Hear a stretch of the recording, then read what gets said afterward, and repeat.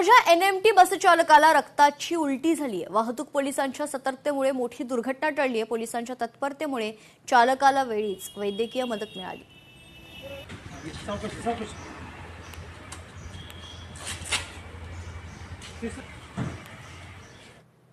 विलास घुले हत्या प्रकरण 21 ऑगस्टला होणाऱ्या मोर्चाला साथ द्या, रमेश घुले यांची ही प्रतिक्रिया आहे।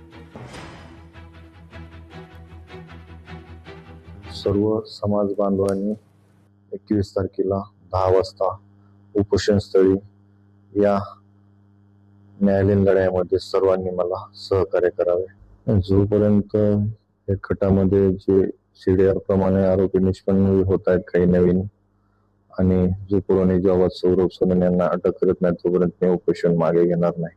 माझी आई त्या ठिकाणी उपोषण ठिकाणी बसलेली आहे आणि मी तिथं जाणार आहे। मी वाट बघतो डॉक्टर मला डिस्चार्ज देण्याचा। मी इथं थांबणार नाही, उपोषण स्थळी जाणार आहे। लोकशाही मराठी ऐका, पहा, जागरूक रहा।